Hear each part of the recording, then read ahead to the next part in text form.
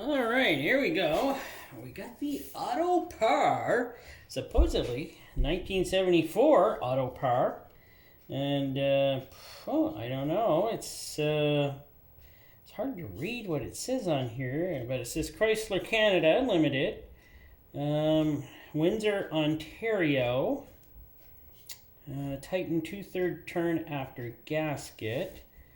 And an FE69, supposedly it came off of a 1974 Dodge Dart with the 225 slant 6 engine, and supposedly this is what was on there from factory, because car supposedly only has 3,000 miles on it. It was bought in the United States, I believe they say. But it could have been made in Canada. I don't know where the Dodge Dart was made. But this thing is obviously Windsor, Ontario. So pretty cool. We'll get right to that in a minute. Okay, well, I'm going to start checking these. One sec, can you hold on? Okay, before we were rudely interrupted, let us continue here before we get interrupted again. Well, I was going to start taking these seals off first, because one of my watchers told me that it would probably be a good thing. That's all I've got here to take this seal off right now. And that thing is stuck in there. That thing is old, let me tell you. And this really isn't a review. This is just, wow, let's see how they made them back then kind of thing. And yeah, she's rubber, and she is actually still quite pliable. So, but one of my watchers suggested that I take the seal off when I put it in the oil filter cutter. So, I'm going to try that, and it says it will probably spin better. And the seal is what's making it not spin as well. Boy, it's a big filter. Wow. I'm suspecting it should have some really good filtration in it for filtering out lots of contaminants. But who knows how they made them back then? I don't know. Of course, I was 4 years old when supposedly the 74 Dodge Dart was made. 4 years old. So you put the math together, and I guess you'll know how old I am. It's cutting well, and yes, it does work a lot better with the seal off. So it turns a lot better. Metal on the aluminum works so much nicer. So it spins around much nicer. I don't really have to use lubricant on it now. I don't have a feeling that this is a very thick casing on here, but I'm not sure. We'll see. Back then, I don't know how thick they made casings. They might have made them thicker, all I know. So let's get this cranked up here a bit. And hopefully we'll get through her in a minute. Oh, she's already cracking through. That's good. Probably because this thing spins so much better now. Well, at least I'm hoping. I'm almost through.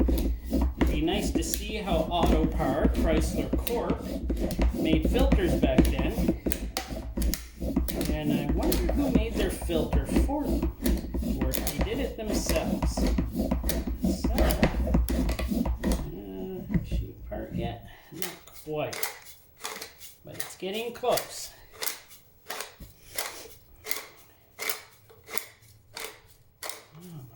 There, just about through.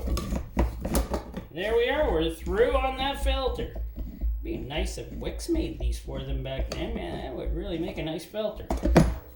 Okay, we're through. So, let's take the base plate off. I can see there is lots of oil still in this. Wow, this filter does look pretty good, actually.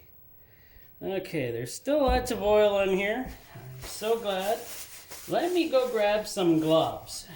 Some rubber gloves, and I'll get back to this. Well, rubber gloves and more paper towel can't hurt, can it? Now this is interesting. This does look like oil that was used many, many years ago. I'll tell you right now, this looks like kind of like a break-in kind of oil. It's kind of grayish, unless this engine had water in it. I don't know. Okay, look at this. That was unlike this, holding the filter down. And here is just a thin rubber anti-drain back. That is brilliant, actually. That holds that all together. That is, okay, I don't know, probably works just fine. Wow, I'm shocked that that would be like that. But that probably worked fine, I would say. And number of threads is 3. So back then it had 3 threads, still does now. And 6 holes. 6 holes, look how big the filter is. And you probably used all of these filters on so many different types of vehicles back then. On, I don't know, Dodge, Chrysler, Plymouth. Yeah, remember Plymouth? Poor Plymouth. They're gone now. I owned a few Plymouths in my day. I found them to be quite nice. But yes, this is a pretty nice setup so far. Now, here, let's grab another rag. Let us get this filtration. See what it's all about. Wow, this is insane. Okay, the cup is slippery. I hope that didn't jump scare anybody, because it jump scared me. Okay, so it does have metal ends, but look at this. The base of this has these little little feet. They'll hold it when it's in there to the right, and then this is made actually pretty good. Wish I knew about these filters back then, but I was only 4 years old, so I probably didn't care about filtration that much back then. And I'll say this thing has been in there, but I don't see any sparklies or anything in here.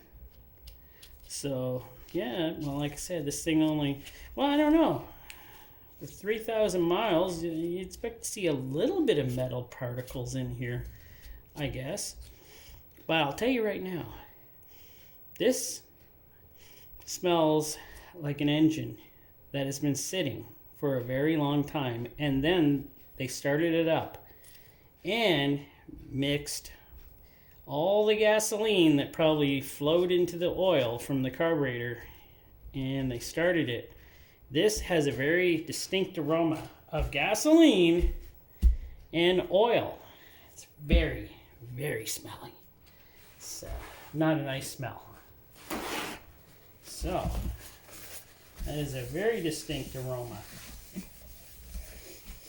So, there's no release valve, but I'm guessing this will have something to do with it having a release valve, but I'm not sure. I don't know how that would work. So, all I know is that this is a very neat looking filter. Maybe I should have just kept it without cutting it open and just you know, looked at it and went, ooh, put it up in my garage somewhere. Well, I'm going to cut the filtration off it since I do have it apart. I was going to check this cup. This cup is not very thick, but it's not bad. Look at all that sludge and crap on the bottom of that cup. That is, wow. That could be from, I don't know. This, as you said, this could be the original filter on it. If those 3,000 miles on that thing, on that Dodge Dart was correct. I don't know. He doesn't know. All he knows is the inside has no wear on the pedals or anything. So he was suggesting that it could be an original filter. But let me grab my cutter and get the filtration cut off. Well, let me say here, it does have a fine looking metal strip that's crimped on. It's crimped on very well. So, let me get that out of the way. So there's no going back now. And let's see if I can get this filtration off here. Oh my word, it was a lot thicker than I thought, so I do not think I got cut through it all the way.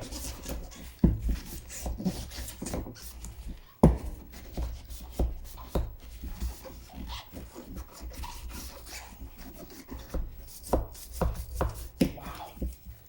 Okay, let's just go with it.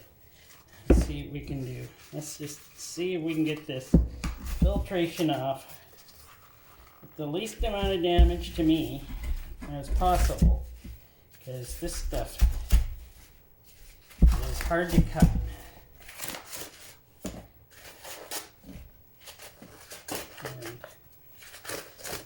Okay, but it's got to come off that way, then it's got to come off that way. Come off in strips, I'm guessing. Okay, well, the inside tube was very nicely built. This is on par with today's kind of standards of the paper. Yeah, your normal paper filter. Don't think there was any synthetics embedded in this stuff at that time, so it's just your normal type of filtration paper that would come on a filter probably back then. I gotta say, this thing, it does look like it's built very well, and it's held together tight, like not like some today where everything comes apart so easy. So yeah, I would say this is a pretty good filter. Back then, actually, it was probably an excellent filter back then. So there's probably nothing wrong with this filter. This was done well. And back then, you shouldn't have had any problems running this on your vehicle. So yeah, this was very enlightening to see how they made a filter back in the days of the 70s. And I see they made it just as well as they make them today. So not much has changed. I do like the metal ends. Wow, and some of the cool things that they have in these filters was pretty good. I can see that filters today are made kind of cheaper than these, and these were probably high end back then, coming from Autopar, Chrysler, Canada. Well, I was just having fun showing you this filter, and hopefully you enjoyed it. And please subscribe if you haven't already. And well, thanks for watching.